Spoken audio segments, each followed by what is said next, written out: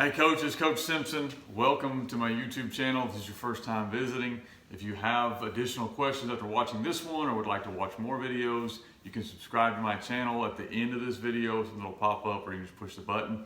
If you have more questions, you can find me at fbcoachsimpson@gmail.com with an email, fbcoachsimpson on Twitter, and a lot of Facebook groups as well. Or if you know you would like to get more in-depth research, I've got a lot of materials.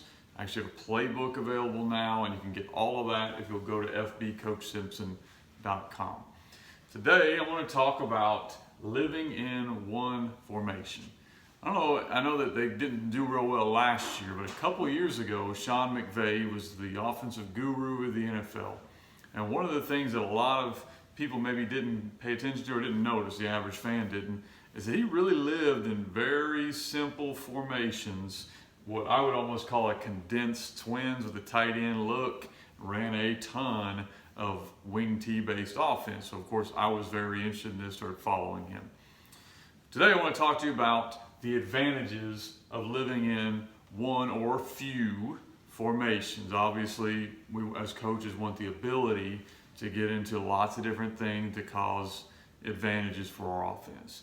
However, I want to challenge you that if you are putting in an offense, if you put a formation in, you need to be able to run, I would say at least 80 to 90% of your entire offense in that formation.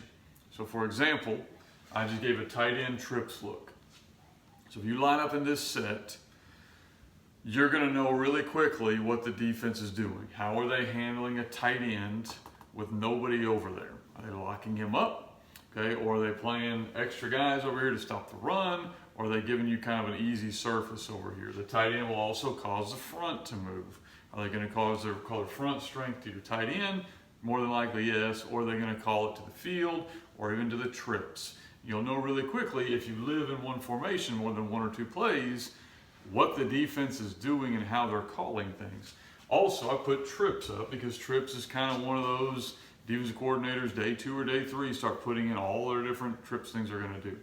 Most of the time, if you go tight end over here and trips over here, you're going to cause the defense to go split coverage, and you're going to get a good idea of what they can run to the trips. Okay, we live in this formation and about 3 other formations a lot because we feel we can run most of our offense through it. If I run a lot of motions and a lot of shifts and a lot of things, that usually means I haven't really found what I'm looking for yet. But if you live in one formation, to me that usually signifies I know and our players know where you're going to line up and how you're going to read what we're doing.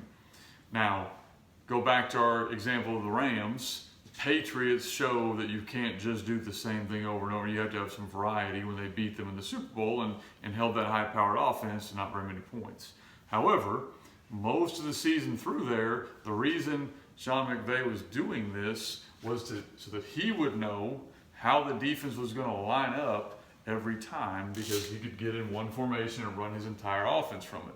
Too often as coaches, we're going to get in this set and run these 8 plays, and we're going to get in that set and run these 6 plays, and we're going to get in this set if we want to run power read, and we're going to get in that set if we're going to do whatever it is. I think the power of most good offenses is when they can run everything they have out of multiple sets. And in order for that to work, especially at the high school level, you don't need to have a lot of plays. You need to be able to get into a lot of sets, or you can go the other direction. You can put more wrinkles into your plays with less formation, which is what we're talking about today. The last couple of seasons, I've kind of abided by that philosophy, where we've been in 1 or 2 or 3 formations mainly, and then we've been able to run more things from them.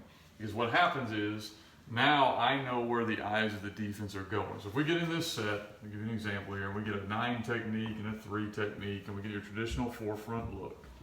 Okay, so now I'm going to figure out, that's usually the front you're going to get in a 4-front, 3-front be a little different.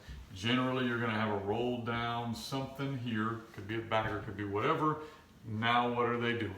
Okay, are they going to overcompensate back over here to the trips and go backer here, corner, safety, safety, something along those lines, and lock you up over here? Or are they going to keep this kid kind of in a 2 high and now I have 3 on 2? Well, I'll know pretty quickly what they're going to do. But if I'm bouncing around in different formations, they could have lined up wrong. They could have had something because it was to the field, it was a different look. But if I get in this set 4 or 5 or 6 times within about a 15 place, kind of span, I'm going to know roughly what their philosophy is to stop me. If I get this look, then they're trying to stop us from running the ball over here.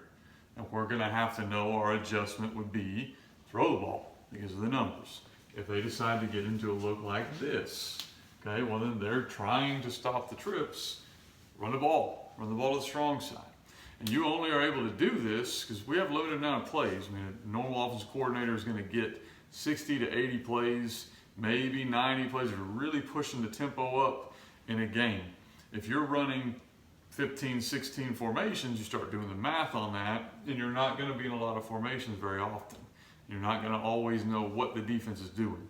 You see this even if you're not a tight end wing team like me, with a lot of teams that want to live in, the 2x2 and go really, really fast. And why do they want to do that? Because now they can move quicker because they're in one formation. And for the defense, in my experience, if the defense has multiple looks, they're probably not great at any of those looks. The defenses that give us the problems are the ones that have one look, and they're pretty good at that. And so all I wanted to do today was kind of challenge you guys to think about, as you're putting in sets with your team, can you run every play out of every set? Or can you run most of your plays out of every set? Why are you putting a new set in? What are you gaining? Okay, does that match what your philosophy needs to be? So one of the things I really had a hard time with as an offensive coordinator and still have to fight the urge for is, I'm pretty good up here on a marker board. I can put 100 plays in and a lot of formations in. How much time can I actually teach that to my kids? What advantage am I gaining? So I really want to challenge you guys today to think about what's your home, what's your main formation you're going to run that you run everything out of. What's one more formation? And possibly what's one more formation, and then you need to live in those formations. You can tinker around with other things, but those formations need to be the ones you spend the majority of your time practicing.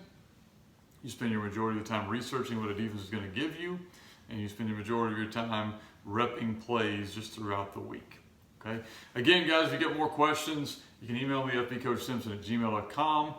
You want more information on exactly what I do offensively, you can go to my website, fbcoachsimpson.com.